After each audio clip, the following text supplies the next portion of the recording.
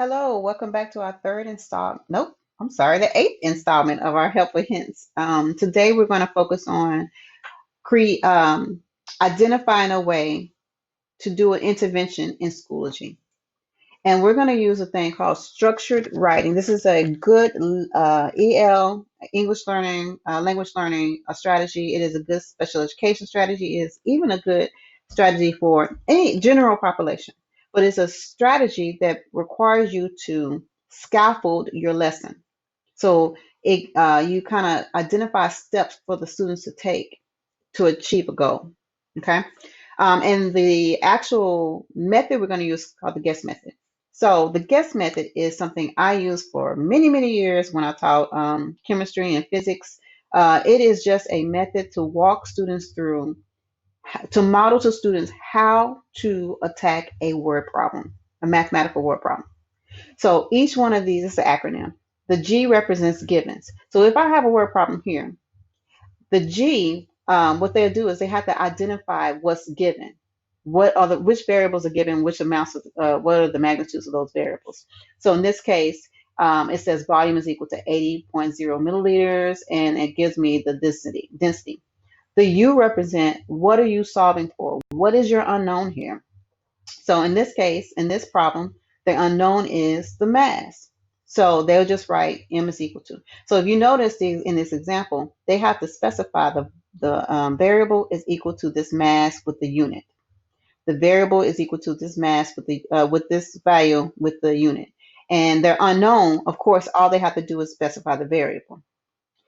Now, the E represent equation. I love this because every year when we're teaching these classes, you get just a whole bunch of equations that you toss at these students.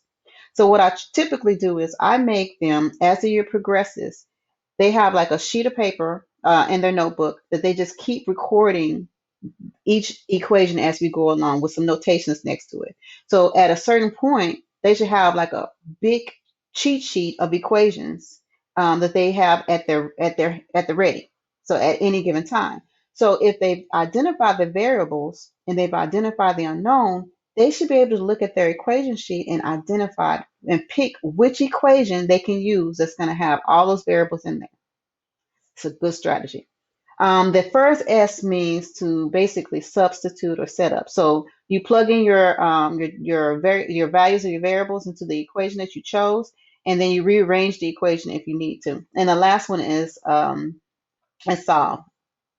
Okay, so let's see this in action. So what we're doing, the whole point of this video is how does this look in Schoology? So what I did was I took a problem, an equation, and not an equation, I took a problem, a word problem, and I created a lesson that's scaffolded. Each problem builds on the next, and to get to the point where they get the answer. So each question that they have will be another step in the guess method. And I'm going to give credit where credit is due. I only thought about this because as a result of a conversation I had with Ms. Holbrook. She was doing something similar to this, but it was dealing with geometry. She wasn't using the guess method. She was using her own kind of method. And she was using different question types in Schoology to kind of help scaffold the instruction up. So good job, Ms. Holbrook. So here's my example. So what I did was I went to my Schoology and my Schoology page. I chose add materials and I chose to add an assessment. Okay. I love assessment. Don't do the quizzes and tests. Do assessments because the assessments gives you all of these question types. You see these question types over here? They come about because if you don't have all these this type of questions that's available to you if you do tests and quizzes. Okay. So the first thing that happens is this first page is setup. What I typically do with my setup is I add a visual or a video here where it says instructions because we're not in a classroom and we don't have the ability to have anchor charts at their all the way around. So this serves as an anchor chart. It's a reminder. I'm about to have you do a task. Remember this is how you do the task. So in this case, I just have a picture, a graphic, but normally I'll put a graphic in a video or just a video. Okay. And so I'll add that here in instructions. I'll just go in and insert image media, okay, or whichever one it is, and it's there.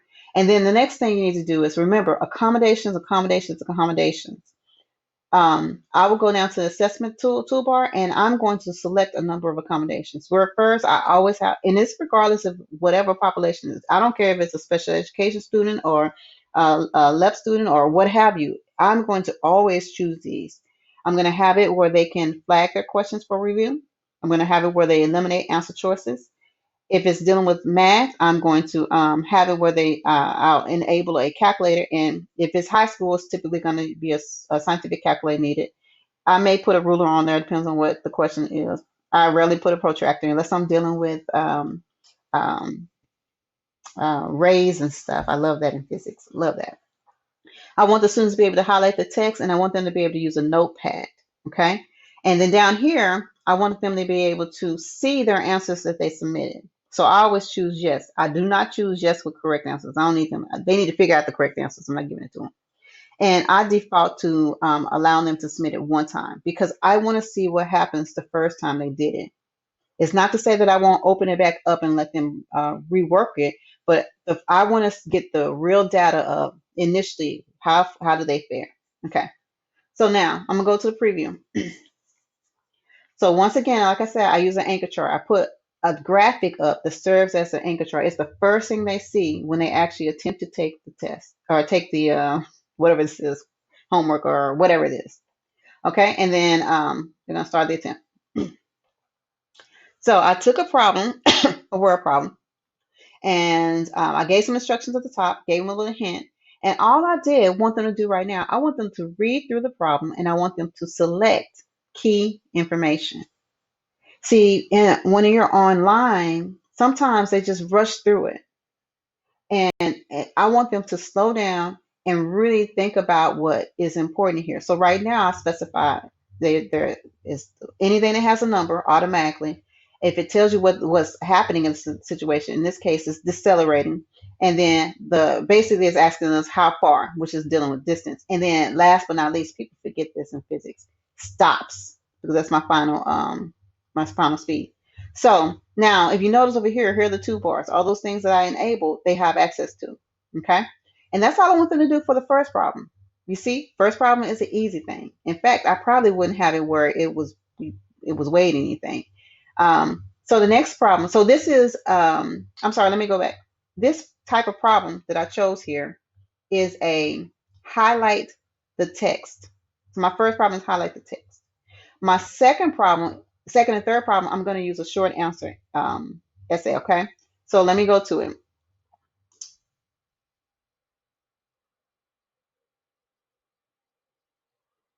So this is the highlight, stops and far. Okay. The next step is they're going to take the same problem and I'm asking them to identify the givens. I give them an example here. I want them to specify. I said 30 meters per second. They should know that their meters per second deals with velocity. So they can say V equals 30 meters per second. They need to know that acceleration is, in this case, 4.75 meters per second squared. How do they know it's acceleration? Because I taught them these units. They should know units. And then this right here, that second, they can go here and make it what's that called? Superscript. Okay, and realistically, they should know also. So this is my initial velocity. Some people that's my initial velocity. And then my final velocity is 0.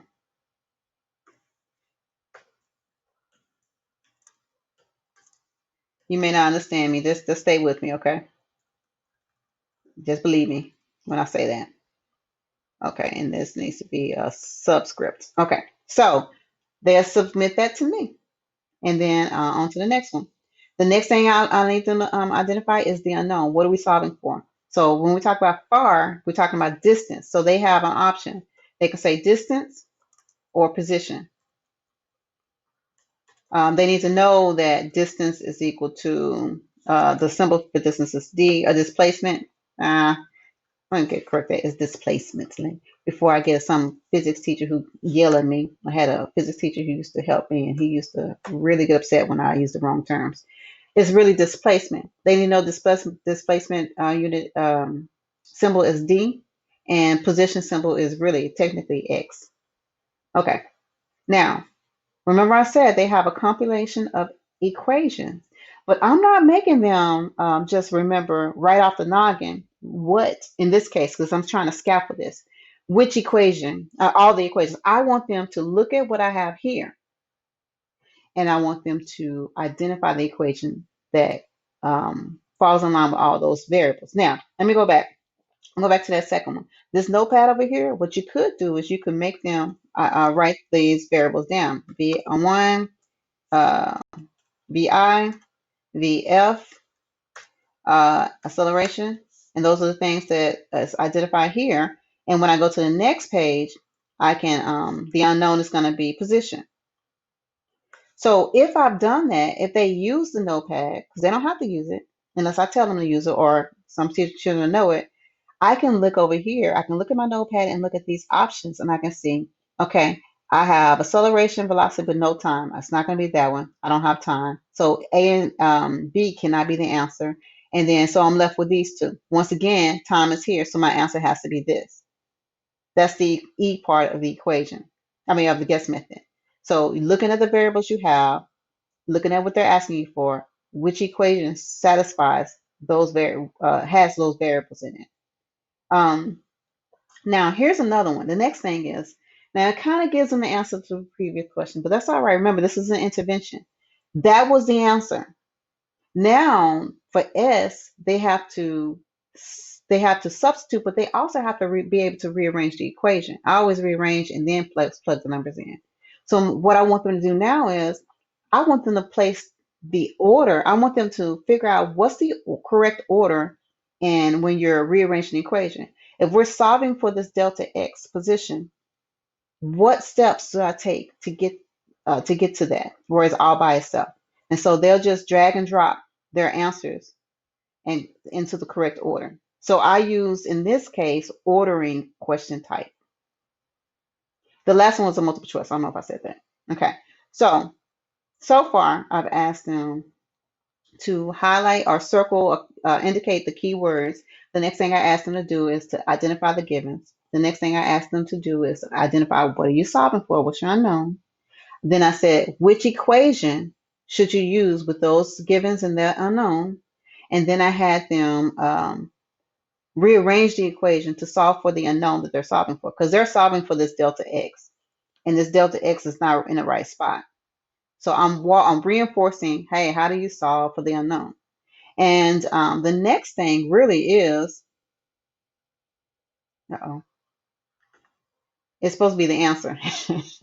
Maybe I didn't finish putting that question in, but it would be just to solve. Just plug that number into in the calculator. What do you get? And remember, they have a calculator over here. That's I forgot to put the question on there, but they have a calculator right here. They can just plug the number in. Okay, and that's it. Now the benefit to all of this is if you have created a this one time using this guess method, you can ideally create all kinds of, you can use that as a template and then put your own questions in there. You can just change the questions out. The formatting would be the same. Keep the template, upload it to your resources, and just download it every time you want to make some changes to it. So instead of using this problem, we use a different problem. So, but remember this. We have to provide interventions. Interventions can be proactive because you anticipate people having problems, or it can be reactive. As a result of your data, you're looking at your data, you're noticing that students are struggling in this area, and therefore you'll have this available to them once to help them to kind of figure out how to do it. And the benefit of this also is, if you're doing it this way, where it's like step by step by step, you can figure out where the disconnect is.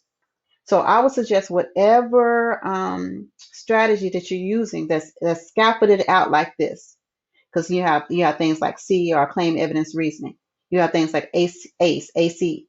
You have things like the FEEL. I've seen the English do FEEL. So if you put it portion it out individually, scaffold them out, you can see which step they're struggling with, they have the most problems with. Okay, I'm sorry it was so long, but I really do want to see some more interventions that are done. And this is an easy thing to do. Once you get the template done, you can just keep cranking them out when you need it. Okay. So I hope that helps.